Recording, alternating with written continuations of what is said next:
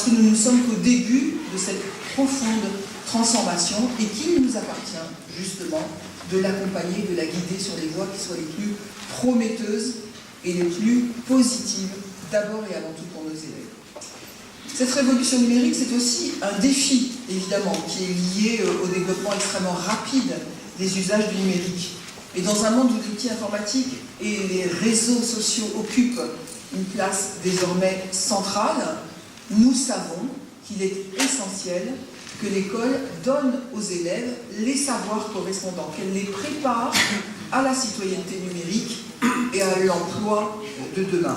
Mais on a répondu à 3 éléments principaux par rapport aux besoins métiers.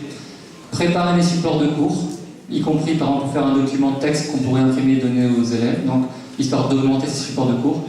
Réaliser la classe, quel que soit le choix pédagogique de l'enseignant, quelle que soit sa modalité, en classe inversée ou pas, en groupe, en frontal, en individuel, en collectif. Et 3e besoin métier, évaluer les apprentissages des élèves avec la force du numérique. La journée académique du numérique 2018 a été une très belle réussite par les échanges entre tous les acteurs du système éducatif, la présence des collectivités territoriales en appui des projets que nous portons ensemble. La filière du numérique, les entreprises ont été très présentes, que ce soit sur les ressources, les services numériques ou encore les équipements qui sont actuellement dans les établissements, mais aussi qui sont en cours de développement et de déploiement. Bienvenue sur la radio 3M, Melting Pot Marie-Marvin. Aujourd'hui, ce jeudi 12 avril, nous sommes à la faculté des sciences à Vendeuvre pour la journée académique du numérique et éducatif. Nous sommes avec Monsieur Pinchon. Bonjour Monsieur Pinchon. Bonjour. Vous pouvez vous présenter? Bonjour, moi je suis enseignant en technologie collège à mi-temps et j'accompagne un projet qui s'appelle le projet Étincelle.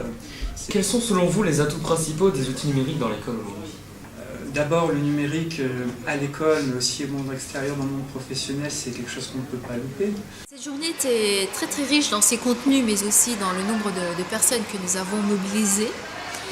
Pour cette journée, moi j'avais la tâche de donner suite aux hackathons qui ont été menés dans l'académie, les hackathons qui ont permis aux référents aux usages du numérique de se rencontrer, d'échanger, de mutualiser leurs ressources, leur façon de voir le numérique et de produire une réalisation qui se voulait numérique finale, qui retracerait l'histoire du numérique chez les enseignants référents qui sont.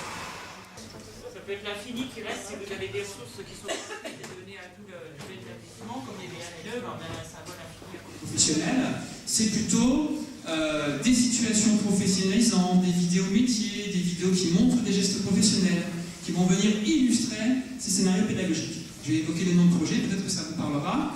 Donc on a d'abord le projet Confort et Domotique, qui est un projet de cycle sur le cycle 4, essentiellement en technologie, mais il y a aussi beaucoup de transdisciplinaires, il y a des séquences d'histoire géo, il y a des séquences de SVT. Une belle réussite focalisée sur la ressource. Nous avions fait le choix de présenter à l'ensemble de notre public des ressources ministérielles et également celles des éditeurs.